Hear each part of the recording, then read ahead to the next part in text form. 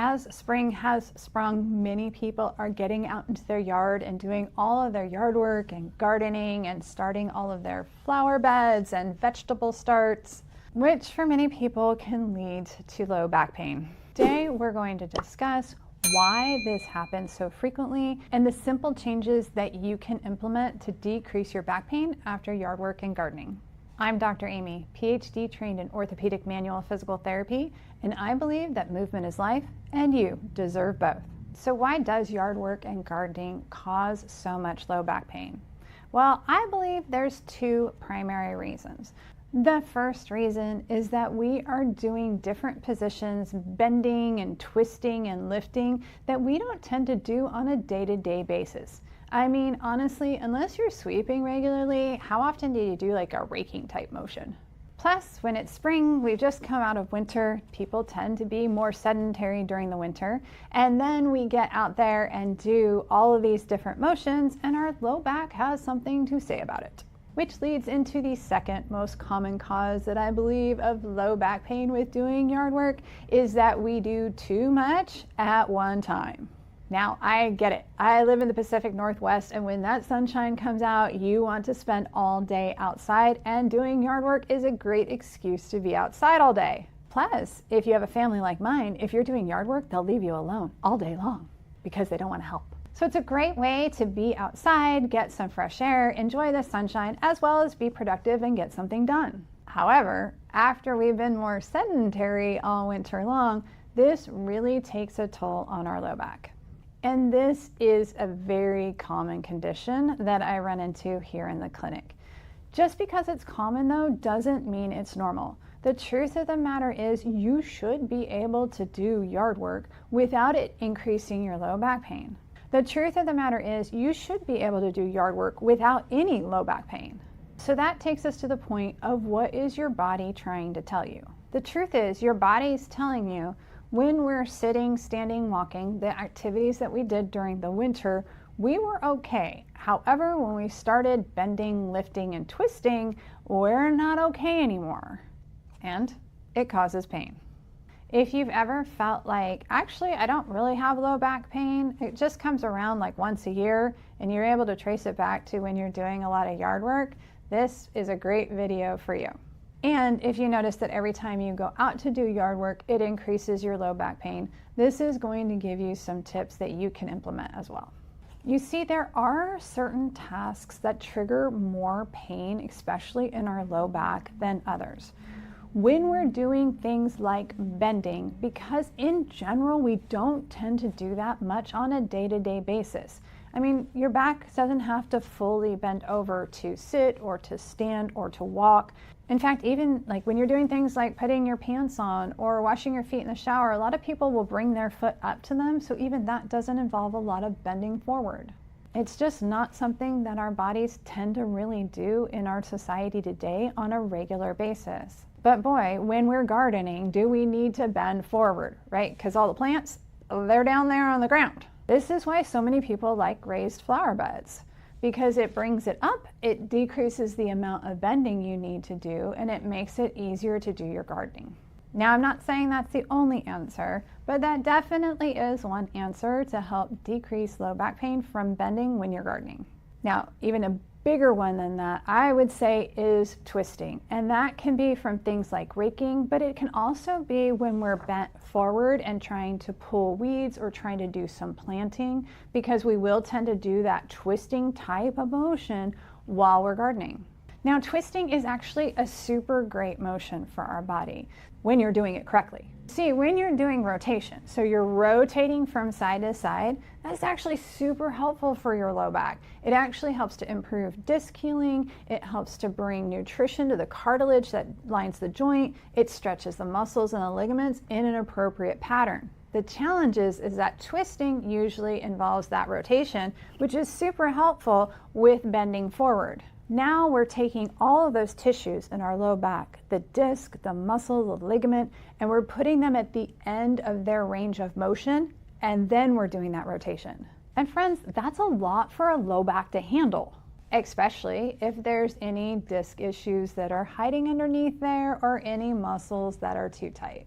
And then there's the issue of lifting and carrying heavier things. So if we're moving soil around or even plants, maybe we're putting down some pavers, we tend to do more lifting and carrying of heavy things when we're doing things like yard work. And the really difficult thing when we're doing yard work is that we tend to be lifting and carrying things that are not easy to manage. I mean, really, how do you take a bag of mulch and carry it into your backyard and pour it in an effective manner? I hear you out there. I hear you saying, like, how am I supposed to do that? Okay, I am going to give you the answer to that, and I will tell you that I want you to do it super carefully. So when you are having to lift and carry something that is an awkward shape, you want to try to lift it up and bring it close to your body. Now, I understand you're going to get totally dirty while you do this, so I hope you have some clothes on that you don't mind that you're going to have to go through the wash. But when I have to carry mulch, I literally will do this. I will pick it up and either I'll baby carry it this way, so the long part of the bag is this way, or if I can, I'll actually carry it so the long part of the bag is this way, and I'll hold it down below. It really depends on how heavy it is and which technique I'm able to implement, either this way or this way with the bag. And what you're gonna do is you're gonna bring it really close to you. So again, your shirt's trashed. Wear something that you don't mind ruining or having to run through the wash. And then you're gonna carry it in that position. Now, once you get to the location where you want the dirt or the mulch, you are going to drop it down on the ground, because now we need to change the position of our body. So you wanna tear open the bag or cut open the bag or whatever it is you need. You want to leave the bag, the opening of the bag where the dirt or the mulch is coming out, you want to leave that on the ground. You want to pick up the other end and just dump it out from there. Trying to pour it out like that, friends, trust me, that's going to cause low back pain. Ask me how I know. Now, I realize that this is a bit more cumbersome because you have to carry the bag this way, you're gonna drop it on the ground, you're gonna tear it open or cut it open, and then you're gonna just lift it up and let it all come out. I get it. It definitely is more of a cumbersome process. However, it is going to save your low back. Now, what about things with repetitive twisting like raking? There's really no way to rake other than to twist your spine. I do wish I had a magic answer for that. For that one, I don't. I have had some people try raking on the other side. So most people have a dominant raking side, and some people can also rake on the other side, which is super cool. I am not that coordinated. So if you are not coordinated like me and you cannot rake on the other side, what I want you to do is I want you to regularly switch between tasks. And honestly, this is true for any amount of yard work that you're doing. So I want you to think about all the different tasks that you need to do that will cause all the different motions. So maybe you have some mulching that you need to do some replanting of some different plants, you need to do some trimming, maybe you need to pull some weeds. Think of all the different things you need to do. If you're like me, you'll actually make a list of it, but you don't have to actually make a list of it. You can just make a list of it in your head. And then I want you to spend 15 to 30 minutes on each task before switching to the next task. And when we're switching tasks, we want to be switching body positions. That's really the key. It's not as much the task as it is the body position. So let's say you have an entire yard to rake. You're gonna rake for 15 minutes and then you're gonna go do something else, maybe moving that mulch or digging a hole, something that is a different motion than the raking. Then you're gonna come back, do 15 minutes more of raking, go do something else, 15 minutes more of raking, go do something else. This idea of switching between tasks decreases the consistent stress on our low back and is going to help us feel better at the end of the day. You can still get the same amount of work done. You can still be outside for the same amount of time. However, switching between the tasks decreases the stress on the tissues so the tissues don't get overworked all at one time. And I know if you're super type A like I am, you like to finish a task before moving on to the next one. I get it. However, your body doesn't like that. And it's important that we listen to our bodies. Tap that like button if you want to keep gardening without low back pain. Switching between tasks is actually one of the most helpful tools that I personally have implemented, as well as I have recommended to hundreds of patients.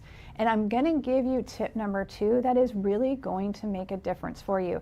And I understand for my type A friends, this is going to be really hard, but it is going to be a game changer in your longevity to stay outside and have increased endurance while you're doing yard work.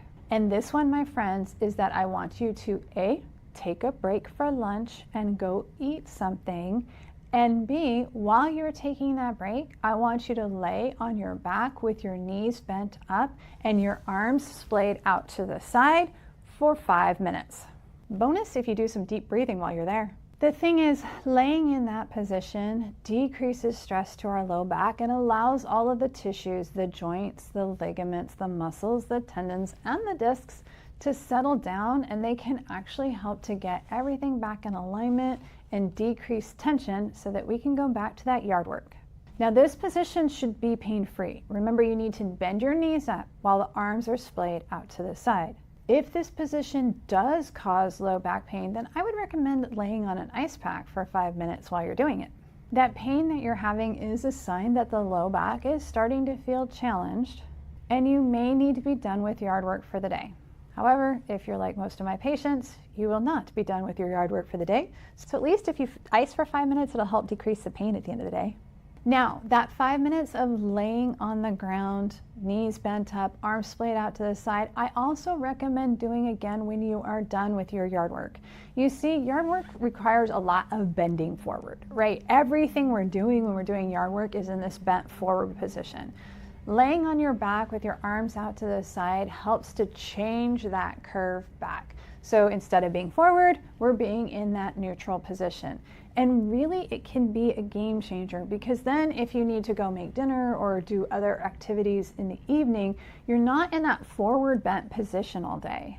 Because if you stay in that forward bent position and then you get tired in the evening, it's only going to compound your symptoms and your pain the next day.